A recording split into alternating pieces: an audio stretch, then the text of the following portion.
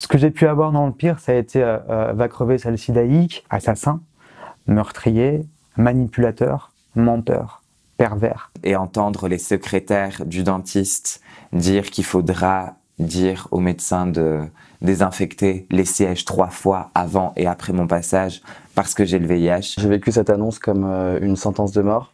Je pensais qu'on m'annonçait qu'il me resterait que quelques années à vivre. Mais heureusement, je me suis trompé, j'avais tort et je l'ai vite compris. Hello, moi c'est Nina. Salut, moi c'est Yacine. Salut, moi c'est Nico. On est séropositif. Et aujourd'hui, à l'occasion de la journée mondiale de lutte contre le VIH/SIDA, On va vous parler de nos expériences en tant que personne séropositive.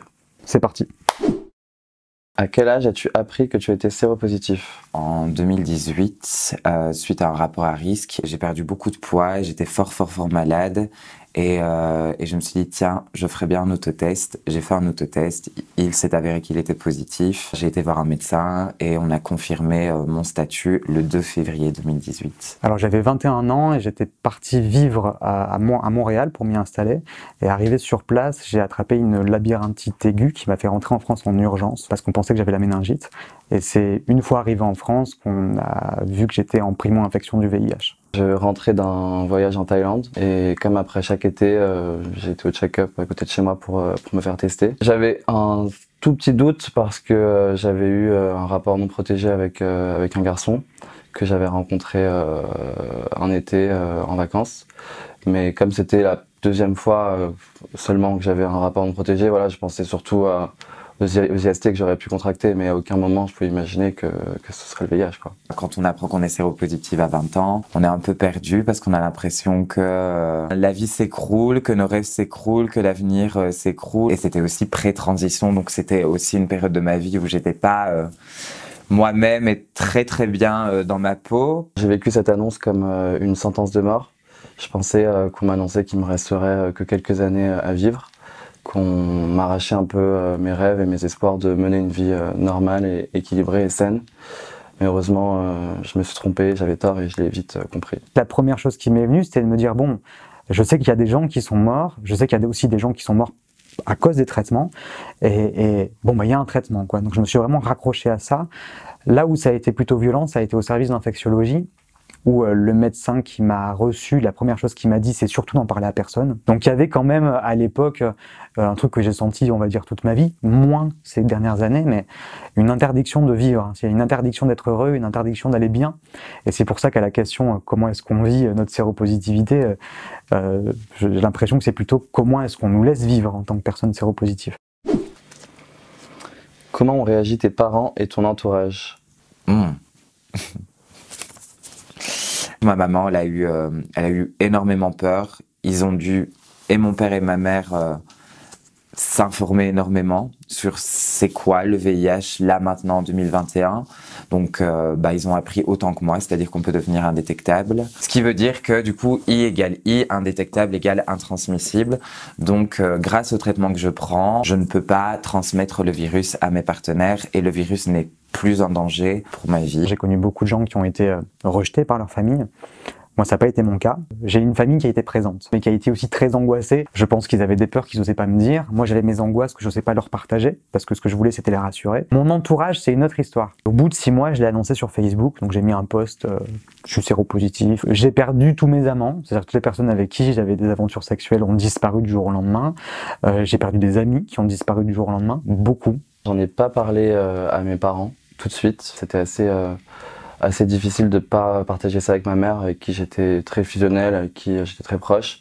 Mais en fait, j'ai un oncle qui est séropositif et j'ai vu un peu la façon dont mes parents pouvaient le traiter quand il venait chez nous. C'était des exemples tout bêtes comme nettoyer par exemple la serviette après qu'il l'ait utilisée ou ce genre de trucs. Et en fait, je savais que mes parents n'étaient pas du tout éduqués sur la question. J'en ai simplement parlé à mes amis. Et heureusement qu'ils étaient là, puisque j'aurais jamais réussi à gravir cette montagne sans leur aide, quoi. Alors, ok. As-tu vécu de la sérophobie? Oh mon Dieu! Oui. Ce que j'ai pu avoir dans le pire, ça a été va crever salcidaïque, assassin, meurtrier, manipulateur, menteur, pervers. Les menaces de mort, des lettres anonymes, des dépôts de plainte abusifs, des tentatives de dépôt de plainte, des « Ah ben c'est marrant, pour toi les plans cul c'est fini », des « Quand même t'aurais pu faire attention ». Il faut que tu remercies tous ces gens qui paient des impôts qui te permettent d'avoir un traitement aujourd'hui. Ça a été compliqué celle-là. En allant chez le dentiste une fois où j'ai eu le malheur de pas avoir donné mon statut immédiatement à l'entrée dans le cabinet.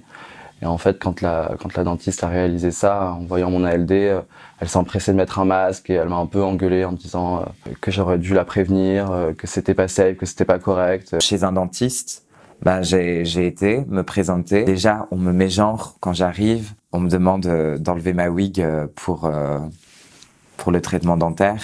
Et entendre les secrétaires du dentiste dire qu'il faudra dire au médecin de désinfecter les sièges 3 fois avant et après mon passage parce que j'ai le VIH, du coup c'est extrêmement violent aussi parce que on a l'impression qu'on est moins que rien. Si j'avais le malheur d'aller en soirée avec mon date par exemple, dès que j'avais le dos tourné, on pouvait aller le voir pour lui dire que j'avais le sida, que je représentais un danger.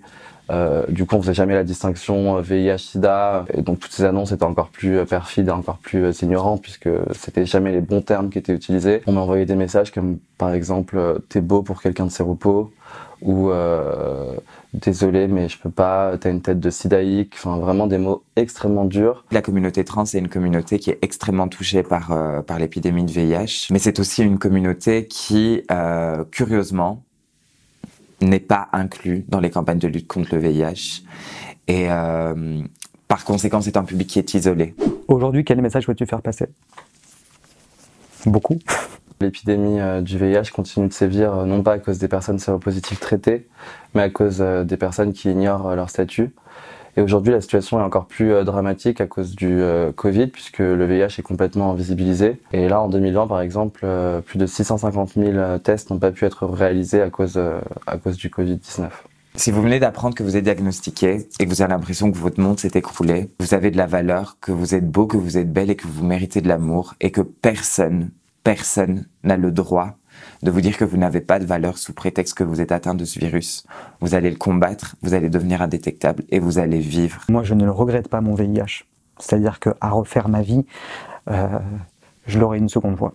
Les personnes séropositives, il faut qu'on arrête d'avoir honte, il faut qu'on arrête de se cacher, il faut qu'on arrête de vivre avec cette boule d'angoisse, il faut qu'on envoie chier tout ça, il faut qu'on parle, parce qu'on est légitime, parce qu'on a raison dans notre position. Je suis extrêmement reconnaissant de la nouvelle génération qui a une bienveillance incroyable à l'égard des séropositifs dont les générations antérieures n'ont pas été capables. Et notamment la mienne. Tous ces médias qui ont peur de parler du VIH parce qu'ils ont peur que ça touche à leur audimat, on a besoin de vous. Ça fait 40 ans que vous ne touchez pas le sujet parce que vous avez peur. Aujourd'hui, on a besoin de vous, il faut que vous dépassiez ça. Aujourd'hui, la seule façon de réduire les nouvelles contaminations, c'est d'aller se faire tester plus régulièrement. On sait aujourd'hui, par exemple, qu'un quart des personnes séropositives se font dépister à un stade trop avancé de la maladie. Informez-vous. Faites-vous tester. Les moyens de prévention sont là. Il y a la PrEP, il y a la TPE. Il y a le préservatif. Quelques semaines seulement après l'annonce de mon statut, ma charge virale était indétectable. Donc j'ai eu aucun problème de santé par la suite. Au contraire, j'ai arrêté de fumer, j'ai une vie plus saine, je me suis mis à faire du sport, je suis coach sportif aujourd'hui. Le VIH n'a eu aucune incidence sur ma santé, que ce soit mentale ou physique. Je suis une femme transgenre séropositive et j'en suis fière. Je suis fière du parcours que j'ai eu pour arriver jusque-là aujourd'hui et je n'ai pas honte. Là, je suis heureuse, je me sens bien, je suis en bonne santé, je fais ce que j'aime. Donc, ouais, je suis heureuse. J'ai jamais été aussi heureuse de toute ma vie. Et aux 200 000 séropositifs qui sont en France, je suis fier de vous parce que je suis fier de moi et on n'est pas seul.